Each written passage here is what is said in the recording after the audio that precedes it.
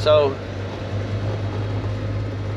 Drew's got the AC install finally done. Or I say finally, we got it all done. We're gonna go do a little test drive. Do you have a thermometer with us? Yeah. Let me have it over here and let's see what it is on this side. So what we're gonna do, he's done this whole install himself. A couple of areas he needed. You can go to the top one. Needed an extra hand or two doing certain things, but for the most part he's done everything.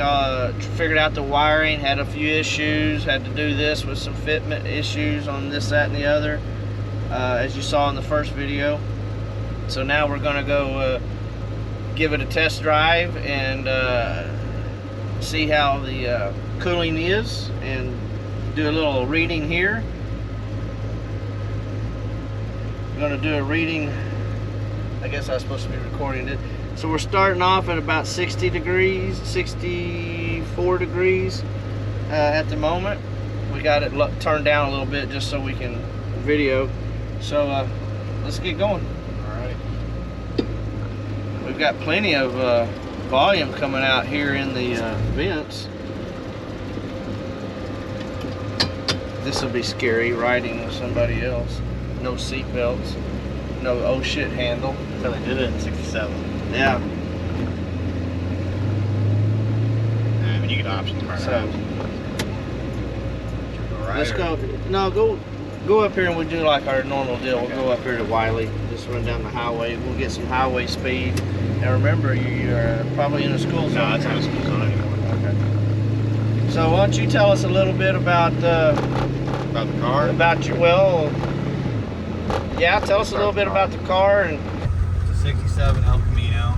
Front half's obviously a Chevelle, so the kit's the same. You know, a lot of parts for these cars are about the same, except for the back half. But my grandparents bought it brand new in 67. They originally had a 283 free on the tree. It's since had a 700R that my dad built probably when he was just out of high school. It's still going great. There's two cars here. I built a 327 with my dad for it now. A little bit of an RPM motor, but I mean, it's a fun little cruiser car. It's not perfect in any world, but it's a great driver. I've had it up in school, which is McPherson College, up in Kansas with their automotive restoration program, tinkering on it here and there. But that's just a little brief history of the car. okay, so why don't you tell us a little bit about your experience doing your first AC install? It definitely was very taunting going into it at first. Taunting, is that a college word? Yeah, it's a big college word to teach you. Okay. Yeah, it was a little scary because a lot of stuff going on, but definitely having the help while doing it made it a lot easier. But once you start taking stuff out, it's not too bad. It's not as hard as everything ends up seeming right before you do it. Like the wiring, I was like, oh my god, this is not too intimidating. No, it's really not that bad. I mean, I was able to do it. I would say most people are able to do it then. It's definitely well worth it. I mean, it's hot in Texas, man. We got no air going outside, so it's probably 100 degrees out right now. Maybe a little. Yeah, it's getting close. Today is supposed to be. So we here in our area, we've had almost like air conditioning outside. It's been down in the 70s at night and early mornings, and I think it only got up into the mid 90s. But today we started off with mid to low 70s early this morning, but we're expected to hit 108, 109 today. So yeah. This will be a good. This test. afternoon would be a good test on this. It's probably 90 something Right. now. So one of the things that you also did is you, I can tell a difference also. You put sound deadening in it. Yeah, that made it. I wish we were gonna put a different exhaust on it and it'll be a little louder, but it shouldn't be too bad. It's Right. Yeah. Full exhaust system. We added some extra insulation on the firewall also, and in the back of the cab, which makes a big difference and stuff. And then once you get some weather seals and finish getting the door gaskets and stuff like that done, these systems function very much like your house system. They work off of return air. So if it's got air, the more air leaks and air gaps that you have, the harder the system has to work. So this morning when you went and cleaned the car up, filled it up with some gas, like you said, it got down to in the 50s on the duct temperature, and there's no reason that this thing can't get in the 40s once it's all airtight and sealed up. So what do you think was the most actually was the most intimidating? Probably the wiring, just because you're not familiar enough with it? Or? Yeah, I mean, I'm kind of like most people, don't really like wiring. It's right. There's just so many different things. You got to plan so far ahead. Right. But even this really wasn't too complicated. I mean, the biggest issue that we run into on doing these installs similar to this job here is we're adding a demand, electrical demand, on a, what is this, 67, so this is what, 50-year-old wiring. Yeah, I mean, it's... and electrical system, so you have, people, you have to take consideration on that. This car would be a really good candidate eventually in the near future for a wiring harness, an updated harness, because we're adding a AC system on there that when it's on max load, 20 amp draw roughly. You got electric fans on it.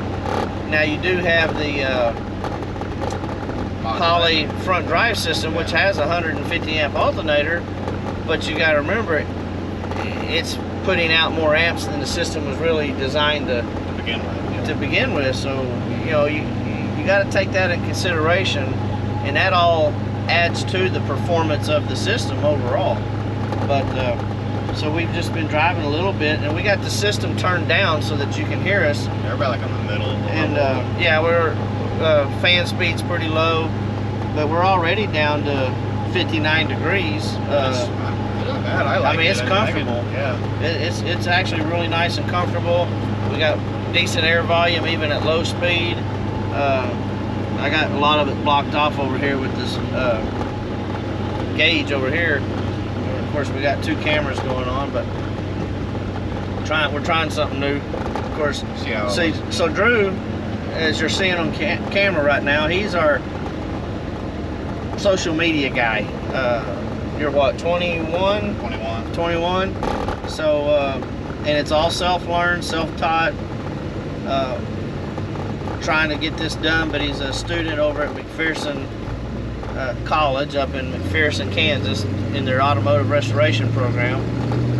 And so he's been doing all of our YouTube videos, our reels, social media, the Instagram, Facebook, a few TikToks. He's trying to teach me how to do this. So we recently hit that 1,000 subscribers. Oh yeah, too. yeah, we did. And so we want to thank everybody. We finally hit 1,000 subscribers. Hopefully that just keeps growing, and we're getting real close to that monetization. The 4,000 hours of watch video time. So please, when you watch the full video. That just helps the channel grow. And we're not necessarily trying to do this to start making money on it, but if we can get to that point, that helps grow the business, and the channel gives us more opportunity. We're going to start working on trying to do a little bit more how-to stuff like this. We have unlimited content with what we do every day at the shop, and with the manufacturers, we're manufacturers for our dealers for 75, 80 manufacturers. So let's just go on up to, say, the 205 area and turn around and come back. Okay. Yeah, we're not going to run all the way to Farmersville because your buddy's coming in town and he's buying us lunch today if he doesn't show up on time. So Anyway, what was I talking? Oh yeah, so that just helps us grow and improve the channel with all this stuff that we have going on. And today is actually Drew's last day with us for the summer. He's been interning with us now, what, 3 summers? It's 3 summers now. Yeah, 3 summers, and we're happy with what he's done. You know, it was kind of a hard pill for us to swallow because doing what he's doing is kind of like having a secretary. You really need them, but they don't bring any income into the business. But but eventually this will, we hope.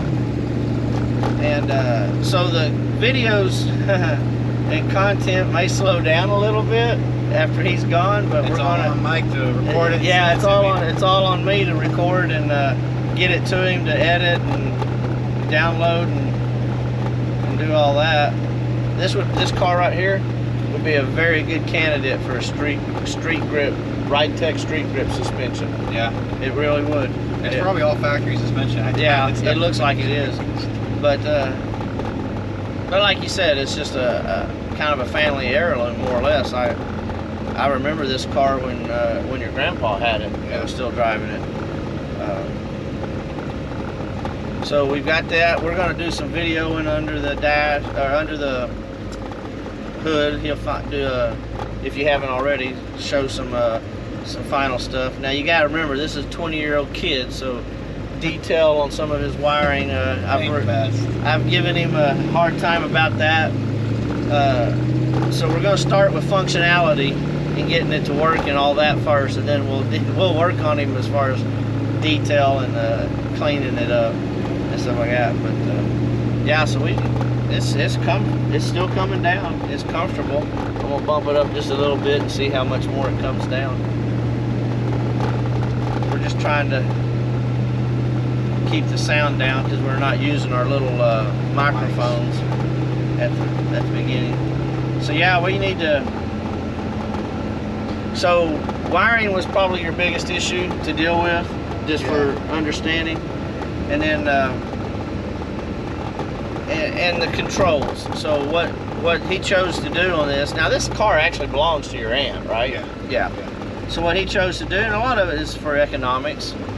So the kit is designed to adapt or modify your factory OEM controls and levers. Now you can see this had provisions for 4 levers and a fan speed switch. But on the vintage air stuff, they convert all that to electronic function, and it has 3 what they call slide pods on it.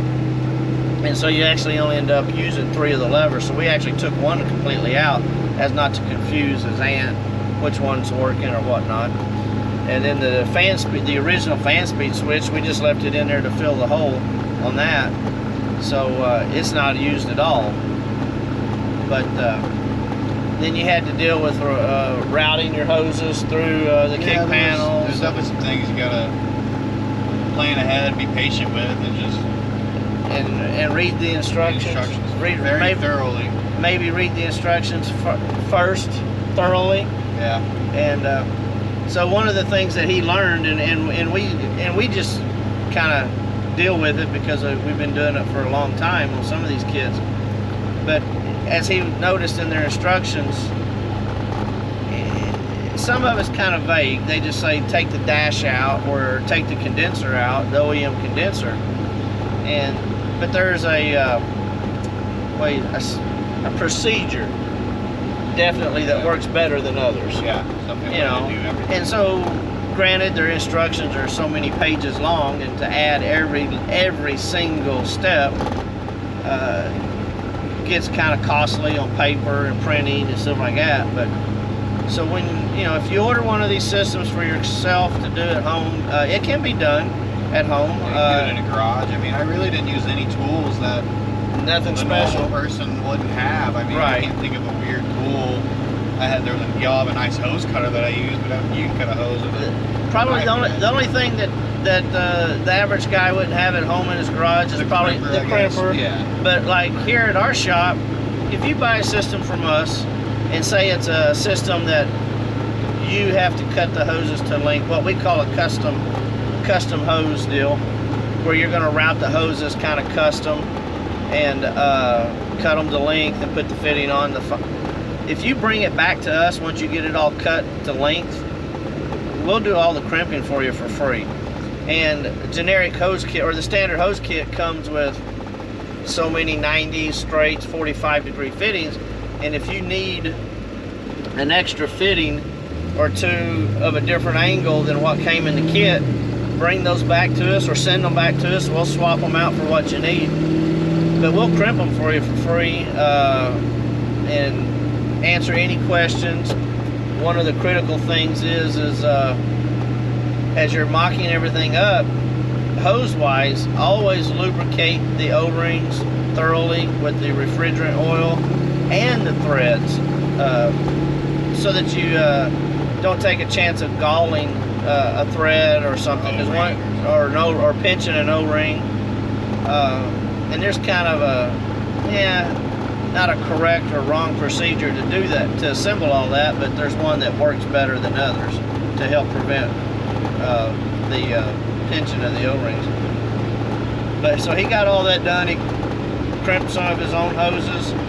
Yeah, I was surprised there wasn't any leaks when we did the vacuum test. It's like, right. Sweet, first try. Yeah, and so one of the procedures that we do here at the shop when we're installing one is, or I like to do personally, some of the other guys, younger guys, think of things a little different, but I'll pull a vacuum on it and let it, and then shut the gauge, the pump off and the gauges down, and let it set, at least an hour while I go to lunch, or sometimes I'll let it set overnight if it's the end of the day.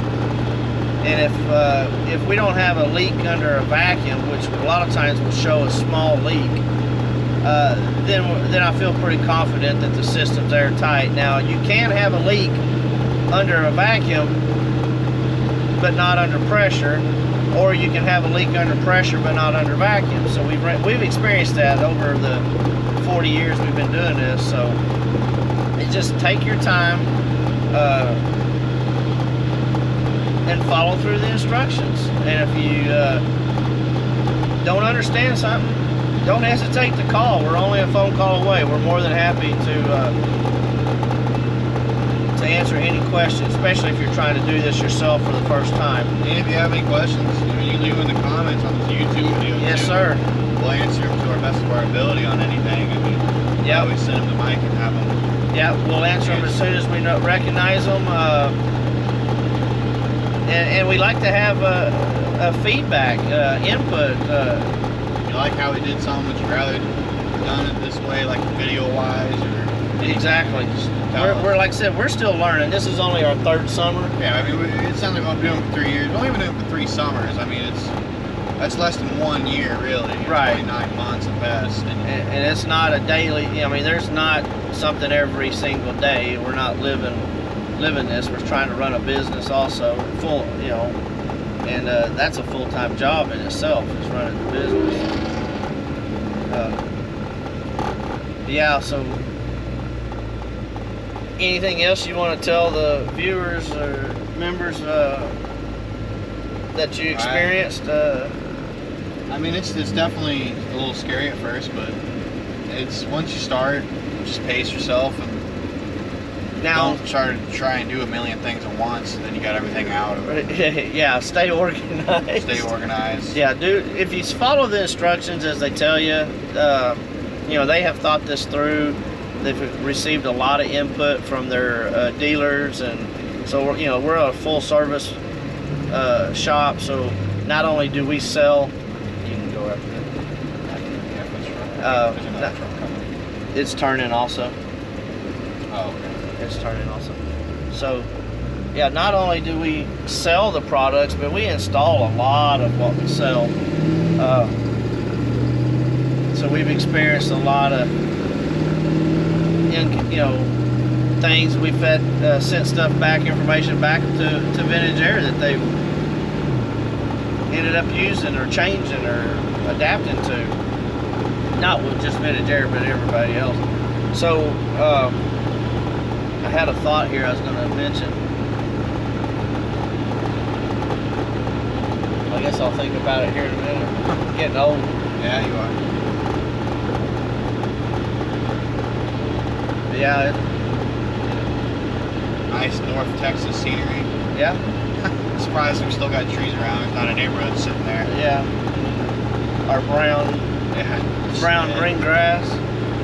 So we've been having a drought for quite a while here lately. We haven't had any rain in what? I mean, it 30 rained in a couple days? areas in Texas, but even Yeah, not in our immediate area. The Yeah, lakes not are right. down low, everything. So